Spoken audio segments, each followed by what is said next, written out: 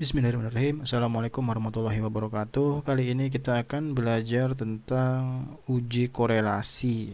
Oke, uji korelasi itu adalah sesuatu yang paling tidak butuh tutorial, yang paling bisa dilakukan semua orang ketika punya SPSS adalah melakukan uji korelasi biasanya ya. Bisa semua orang ini. Cuma buat apa saya bikin tutorial? Nanti saya akan jelaskan juga cara bacanya, outputnya. Kemudian nanti saya juga mau jelasin cara bikin pola garisnya. Nah, ini yang jarang orang ketahui bahwasanya korelasi bisa dibikin pola garis korelasi ya, pola garis linier, bisa dibikin garisnya. Kemudian nanti saya juga mau jelasin ada koefisien korelasi, koefisien determinasi yang sering orang-orang sebut tuh, itu nanti kita akan bahas ya. Biar nggak cuma korelasi doang, kan semua orang bisa korelasi kan.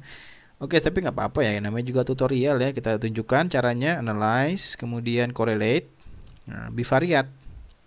Ini korelasi dua variabel, bisa nggak 6 variabel, 7 variabel bisa, cuma tetap R-nya itu R dari dua variabel, variabel A dan B, B dan C, A dan C, B dan A gitu ya, dan sebagainya gitu ya.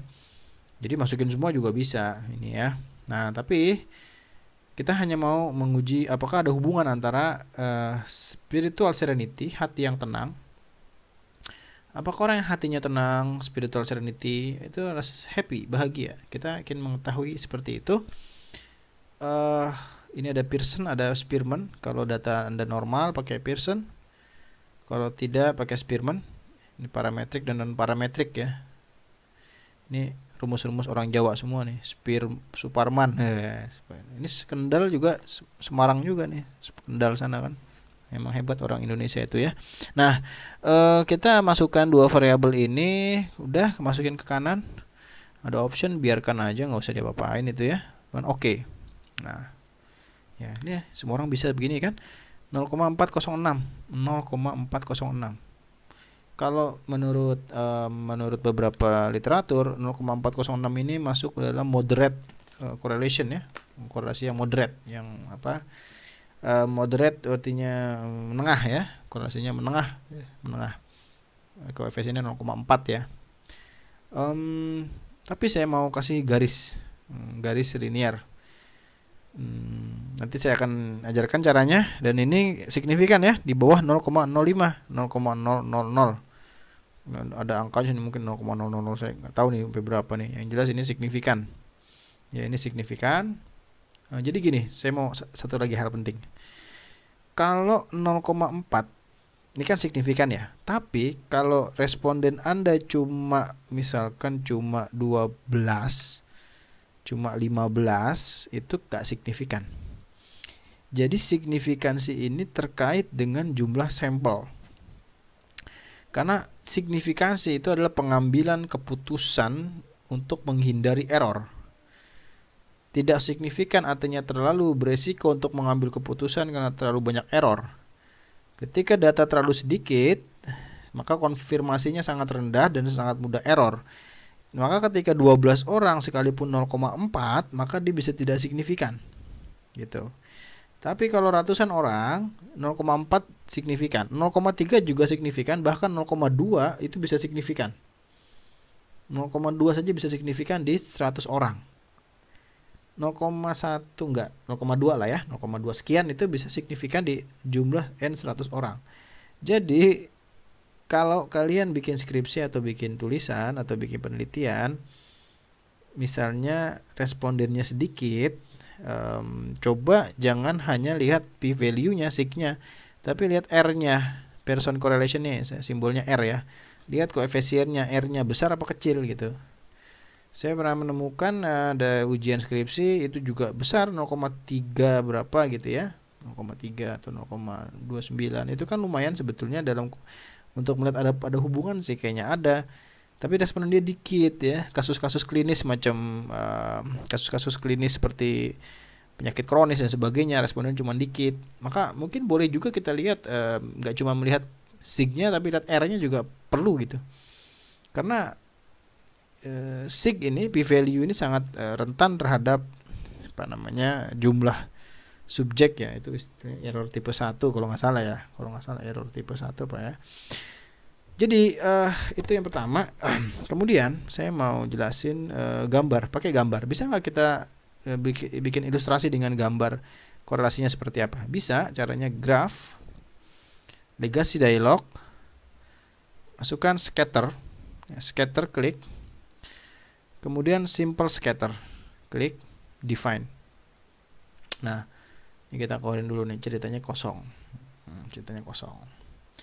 Kita masukkan x-axis, kan x-nya asumsi kita yang mempengaruhi adalah spiritual serenity ya, ketenangan hati. Kita masukin ke x.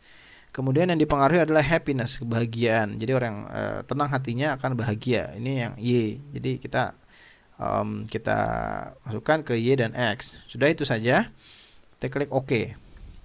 Nah, graph ini sudah jalan.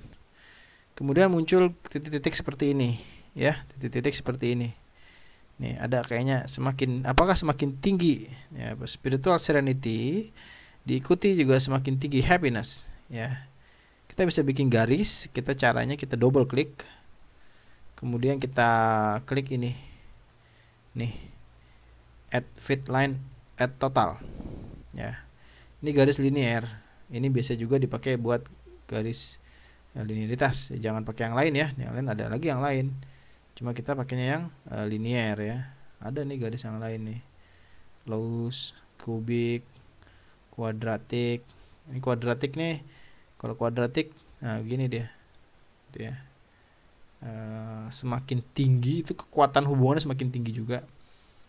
Tapi kalau skor spiritual serenity-nya rendah, maka happiness-nya enggak. Ya, ini model-model kuadratik ya. Tapi kita pakai yang linear ya. Linear ya. Kita apply. Nah, ini ya. Nah, ini hubungannya adalah linear. Ada korelasi juga. Tadi kita lihat dan ini polanya seperti ini. Kurvanya sangat menunjukkan adanya hubungan ya, kelihatan banget. Ini semakin diagonal ini ya, semakin kayak gini nih. Diagonalnya semakin tajam, ini artinya semakin berhubungan. Semakin landai ya, semakin tidak berhubungan. Itu cara bacanya gitu ya. Jadi semakin curam ini semakin berhubungan. Tapi curamnya itu batasnya diagonal ya. Kalau terlalu curam gini ya, ini nggak berhubungan juga. Numpuk di sini, ini nggak berhubungan. Yang bagus gini nih. Nah, set garisnya diagonal, ini semakin korelasinya semakin tinggi berarti. Seperti itu ya. Ini kita kasih weight-nya, kita tambahin ya. Nah, ini ada garisnya. Nah, sekarang bisa nggak kita misalkan ya repot pakai korelasi, analyze, correlate, bivariate sebagainya. Bisa nggak dari sini kita lihat R-nya? Bisa gitu ya. Bisa, caranya gini. Ada R square nih, ada R square tuh. Ada angkanya ya 0,165. Ya, 0,165. Ini sudah bisa kelihatan R-nya, nilai korelasinya. Ya, bisa kelihatan nih dari sini. Ini kan R square kan? Berarti kalau tinggal akarnya jadi R dia. Jadi kalau di akar, ya misalkan di akar ya. Kalkulator ya. Kalkulator aja. Akar dari mana akar sini? Akar dari, nah ini ya, ini akar ya. Square ya, akar dari 0,165 sama dengan enggak, ini gini dulu. Nah, 0,406. Lihat hasil yang tadi. 0,406. Sama kan? Sama. Maksudnya bisa nggak lihat R dari sini? Bisa. Ini R square ya. Maka di video saya tentang linearitas sebelumnya, ini ada hubungannya antara korelasi sama linearitas. Biasanya berhubungan. Biasanya kalau variabel itu berkorelasi itu linear biasanya ya. Tapi nggak selalu sih. Kadang-kadang nggak juga. Ya, biasanya linear. Atau gini deh, biasanya kalau korelasinya kuat, moderate atau strong, apalagi strong ya, powerful ya, korelasinya biasanya linear biasanya gitu ya, biasanya. Karena ini ada R square linear, ini tinggal dikuadratkan. Itu cara melakukan uji korelasi bivariat ya.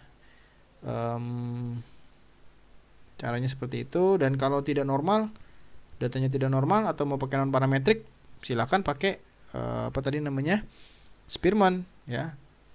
Spearman hasilnya beda apa enggak? Ya bisa berbeda ya. Misalnya ya, misalkan datanya tidak normal, kita pakai Spearman boleh, atau Kendall Taub juga boleh, silakan ya. Silakan, tergantung literatur yang kalian baca maunya yang pakai apa. Kita pakai Spearman misalkan, bisa juga. Hasilnya agak beda dikit, 0,402. Kalau tadi 0,406. Tadi tuh 0,406, ini 0,402. Nah, gini, nggak harus korelasi Spearman ini nggak harus korelasi non parametrik ya. Non parametric correlation ini tidak harus karena data tidak normal, nggak harus. Bukan masalah data tidak normal saja.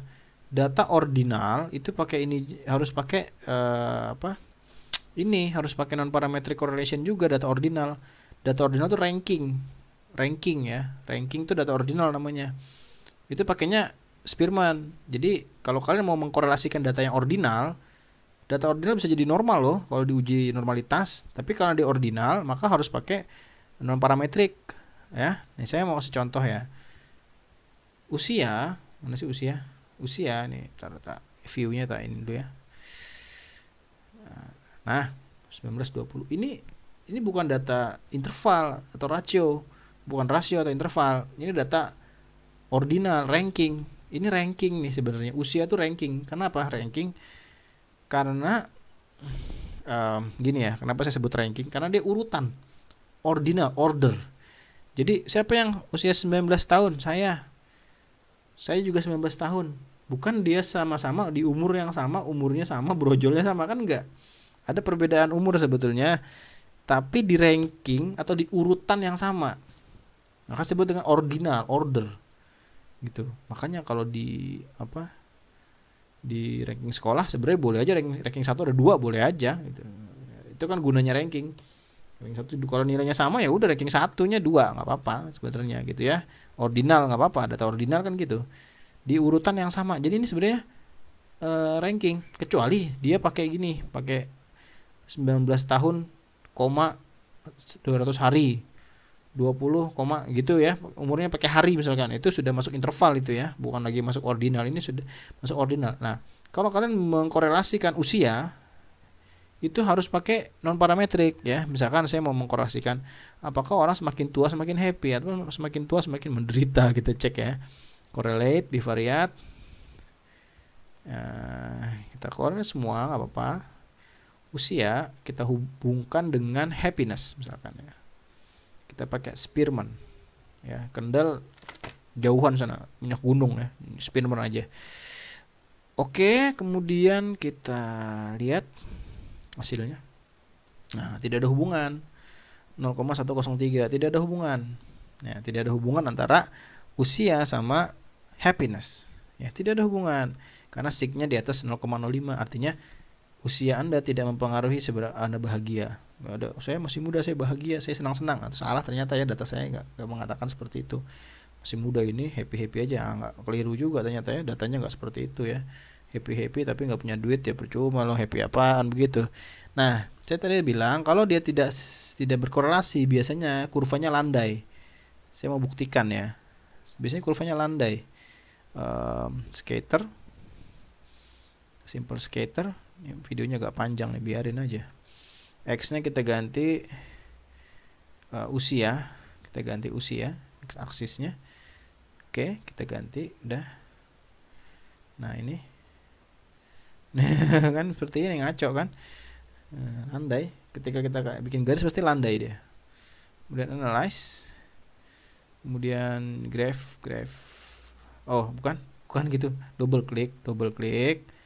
Kita kasih kurvanya nih. Tuh, landai ya. Kurvanya landai, titiknya begini. R square linearnya juga ini sangat landai ya. Nah, ini menunjukkan memang korelasinya lemah gitu ya. Jadi itulah visualisasi menggunakan scatter plot nih, sangat bagus untuk publikasi, cakep nih. Jadi bagi orang yang mempublikasi penelitian tapi cuma korelasional, mending pakai scatter plot biar biar cakep gitu ya, biar cakep dilihat kayak ada kayak ilmiah ya, look scientific ya. Emang scientific, look scientific ya, kelihatan scientific. Emang scatter plot nih kelihatan. Tapi aneh ya, ini numpuk di sini. Itulah ya, ketika datanya ordinal jadi begini nih. Data ordinal jadi begini dia, numpuk. Skornya numpuk ya, datanya ordinal. Oke, itu saja tentang uji korelasi, visualisasinya gimana, kemudian non parametriknya gimana. Terima kasih. Assalamualaikum warahmatullahi wabarakatuh.